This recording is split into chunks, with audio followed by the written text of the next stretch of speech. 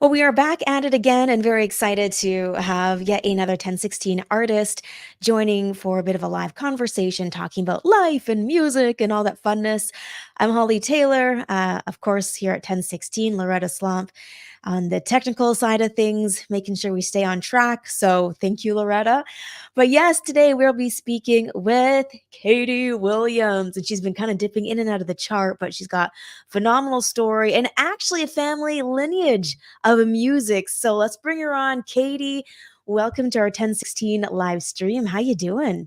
I'm doing great. Thanks for having me. Of course. When it comes to music, and being a mom and a wife, there's a lot going on in your life. So let's just get cut to the chase. It's summer holidays. How you holding on? Oh, my chest has been tight a couple times, I'm not gonna lie. Mm-hmm, mm-hmm. Um, yeah, we're, like, very avid campers. We do a lot of camping, so that keeps us very busy. So I'm, like, laundry camping, I feel like, Oh, the and laundry yeah, never ends. never ends. And then, of course, just, like, I also run a company from home, so I'm very busy, like, doing that and juggling kids at home and things, but they're pretty good. They've been letting mommy work. They know the drill by now. Yeah, right? Yeah. And it's great to have community around just to ship them off places too. Oh, yes, yeah, they have camps coming up, they're at a friend one of them's at a friend's right now. I had one of their kids yesterday, so we're just kinda swapping kids and helping out each other. Yes. See, Yeah. life and music and being a mom, it can get really, really busy. But you've got a bit of Mhm. a family lineage of music. Share a little bit about how you got into music based on your family. Yeah, so my dad, he was in a country rock band, I guess you could call it, back when, and I remember very clearly, like, going to, the basement of, our friend's house, and they would be rehearsing, and, once in a while, they'd let me sing, and then every so often, they'd let me sing at a wedding or, like, a hall or a fair or whatever was up going on, and I just, like, got that bug. So it was just, like, in me, and I just loved having a mic, like any kid probably would, or at least I think that's what every kid wants. Um, Yeah. yeah, and then, so fast forward, I guess, I moved to Fort McMurray, and I started getting into, like, really getting, like, deeper with my walk with the Lord and, like, 'cause I don't come from a Christian upbringing, Hmm. but my grandfather brought me when I was a little girl, so, um, when I moved to Fort McMurray, I started going to youth group and kinda connecting there, got on the worship team, and then I just started writing. My grandfather actually passed away, the one that brought me to Hmm. church, and that's kind of when I started writing. One of my songs on my album, like, 12 years ago is from that time, and, uh, and it just kinda started from there, and then I just kept singing and writing, and yeah. And here I was you kind of are. a closet writer for a little while, but Yeah. yeah. What made you bring the music then to the wider audience? Um, I always just felt really restless. I just really always felt unsettled, like I just wasn't doing something that I was, made to do, Hmm. and I think unless you've experienced that feeling of just feeling so restless in your spirit, I don't know if you can understand it, but it's just you just can't. It's always on your mind. You're always thinking about that, right? Yeah. And so I felt like I was fighting it for the longest time, doing the mom thing, the work thing, all the things, and then um, COVID kind of pressed pause on life. I made a go of it right before I had my first daughter. I went through a really hard season with postpartum and things, and I kind of just did it with just me and the Lord. I just wrote songs and sang to him and, like, Hmm. kept ministering in my church and things, but I didn't really, like, do much with my original music. So when COVID happened, I just decided to share a song that I had wrote a year prior, and I was like, "Oh, wow, I didn't expect that response."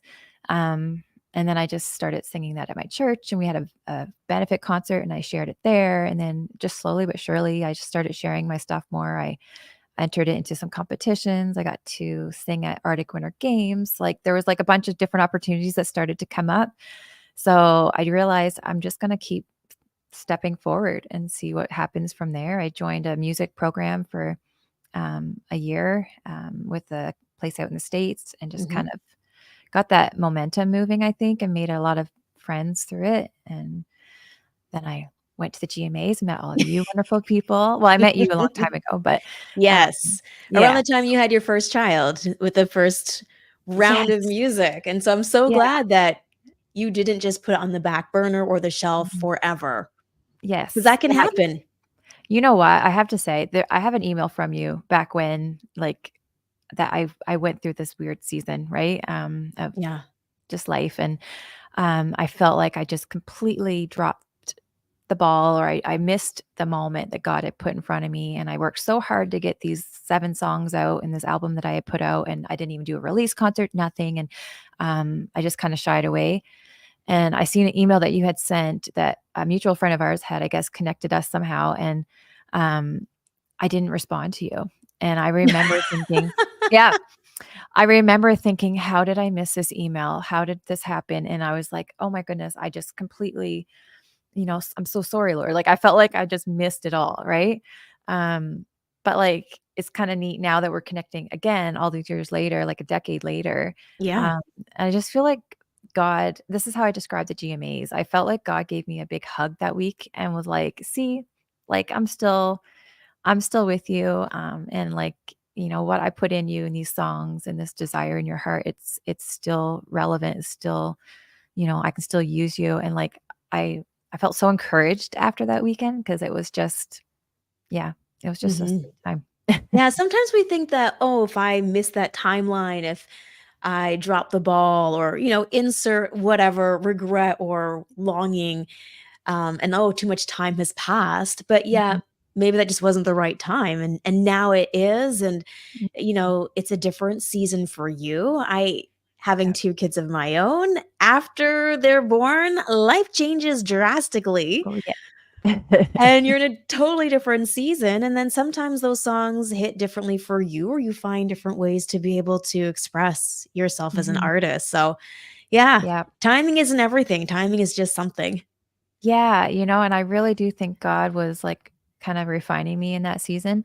I always joked that I actually really loved the wilderness season. People call it the wilderness because it was Yeah. such a nice time for me and the Lord just to, like, build our relationship together, in a way that, I might not have had otherwise. And I really got to just, I guess, discover who he was, his character, his everything, Mhm. 'cause I was still just maturing in my faith too, right? Yeah. Um, so yeah, it was a needed season. I would not be able to share half the songs I wrote during those 10 years, because Yeah. they were probably depressing to most listeners, but, they were honest. I call them prayers with melodies, because I just write my prayers, and sometimes they're sad and sometimes they're not, but Mhm. yeah, it was a different season for sure. Yeah, for sure. Hey, do you know who else, put their prayers to music? David. Oh, yeah, I know. Yes, I've often reflected on that actually. Mhm. Mhm. So, Yes. that's an Yeah. incredible season to be in. He just happened to have, like, an entire book, the Yeah, I Bible. know. I've heard someone one time, I had a friend, she was like, "Oh, this person's singing," and, like, she's, like, a huge artist, like, if I named her, you would know who it is, and she's so, like, sad, and I'm like, "What do you mean? It's just like a lamenting song." I'm like, "David Yeah. lamented," and, like, I Yeah. said, like, "Those are the songs that, like, hit me in the core, because it gives me words to pray to God when I'm going through something like that," right? So, Mhm. when I said that to her, she was like, "Oh," but, I don't think every song has to be, like, you know what people want to hear all the time. I think there's such an intimacy when you can put those kinds of words on paper and in a song for the Lord. Mhm. That's Yeah. Yeah, I just love that. I feel like that's kind of what comes out of me most of the time. Yeah. Yeah. Well, let's talk about the songs that are coming out of you, because right now we're working a single, "You Are So Good," Mhm. number 5 on More Radio and on the CANCON charts, so it's exciting just to see how it's really starting to resonate at radio and with listeners, so tell us about "You Are So Good" and what that song means to you. So this song, funny enough, we were talking about the camper, but, I wrote it at the camper. Nice. Yes, like, the best time to do your devotions, I just love going out on my deck. I have this big, giant green field in front of me, and so I was just out there one morning with my coffee, doing my quiet time, And I just said, man, Lord, thank you for this beautiful day. You're so good. You're so perfect in every way. And then I was like, oh, I just rhymed. So then I wrote that down, and like, I'm not joking, 30 minutes later, I had an entire song. I had no instrument. I just sang it into my phone with some lyrics. And I had actually a completely different bridge that in the moment when I was writing this song, I was thinking of some very dear friends of mine who were walking through a hard season at that point. Mhm. And I actually sent them, which I don't do often. I sent her the voice memo, and I was like, "Hey, I just wrote the song. I was thinking of you guys when I wrote it. I just want to encourage you that no matter what you're going through, God is still good, and He's got you, right?" Um, Mhm. and so that's kind of how it started. And all that weekend, I'm like, "Ooh, I think I have a song, Tony." And my husband's name is Tony, and I was telling him, he's like, "Yay!" But Good I for was like, you. yeah, I was so excited that I felt like it was, like, downloaded from the Lord, you know? Um, Mhm. it was just one of those ones, but it was such a simple song, so I wasn't sure if it would resonate with everybody, and I sent it to my music pastor when I got back to my piano, and she was traveling at the time, and she was like, "Oh my goodness, we have to sing this in church." I was like, "Oh, okay." She's like, "But we can't do the bridge." So I was like, "Oh, okay."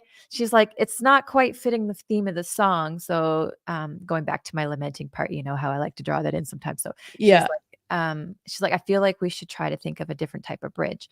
I was like, "Okay, let me think about it." And like 20 minutes later, I was putting my daughter to bed, and that song, "Oh, how wonderful, oh, how marvelous" came into my heart. And I was like, I feel like that would work. So go back to piano, tried it out, sent it to her, and that's how it was. And it's kind of a nice blend because the song has like references of older songs in it, Mhm. in the verses, and then you tie in this older, um, like the bridge is the older hymn, I guess. Yeah. So when people sing it at church, it's actually really neat because it's a new song, but I can see people connecting with it because it's kind of familiar, you know? Yeah. So it's a really good song for like church, I've found. Like it's probably the one they sing the most actually. Um, so yeah, that's kind of how it started. So Yeah. Well, that's how it started. How is it going? What is coming up next for you?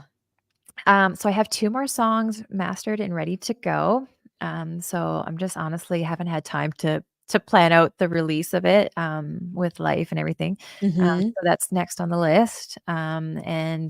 Just trying to write lots of songs or finish writing other songs that I've started. And then next week, actually, this is new, but I just booked a 10-day worship school with the Bethel Church. So I'm going over there on Tuesday with my music pastor. She was going, and I kind Mhm. of invited myself. And I I was love like, it. she's like, "Well, I'm just gonna go check it out." I'm like, "Well, maybe I'll check it out with you, like, why not?" Right? So Yeah. it's gonna be just a really great trip. We don't know what to expect, but I keep saying I'm going on vacation with Jesus. It's gonna be 10 straight days of just me and the Lord.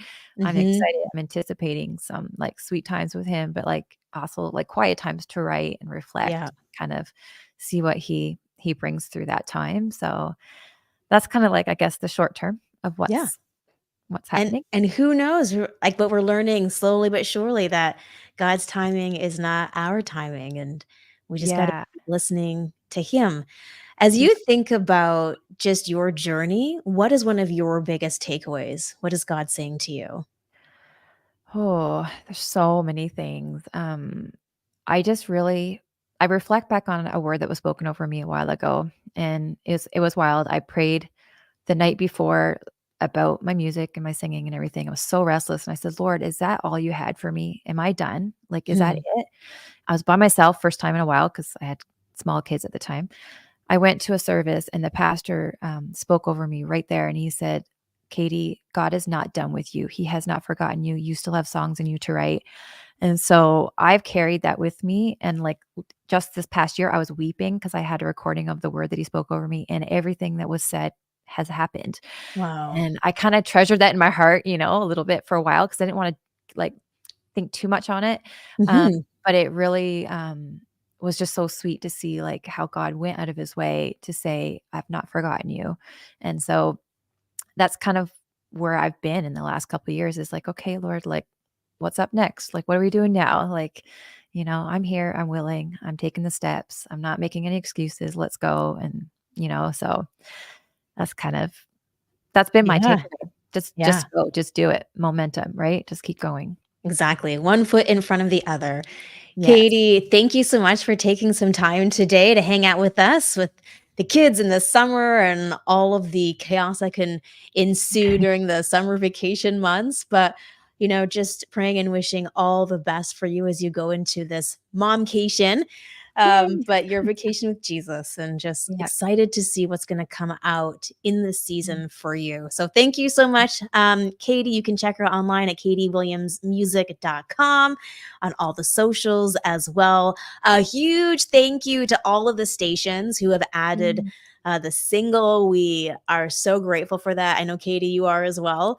Yeah. And so if you've not checked it out as of yet, or it's sitting there in your music meetings, we would just love for you to have a listen to it and let us know. So, Katie, thank you so much. Thank you for having me. This was great. Thank Yes, you. well, we love to showcase our incredible artists. So, thank you. Thanks. All right, so that was Katie Williams. She is one of our current artists on our roster. You can check out more information also at 1016entertainment.com. We'll be doing this again sooner than later, as this year's been busy, but it's so exciting just to see what God is doing in the Canadian Christian music landscape. And I'm just so excited for what's percolating, as there's just a lot of music coming from people's hearts that they're singing in corporate worship, and it's just meeting communities where they're at. So again, thank you so much, stations, for being a part of the journey as well. Loretta, thank you so much for holding it down on the back end for the technical things, and we will see you guys again, I think next week even, with our next artist interview with Marissa Nicole.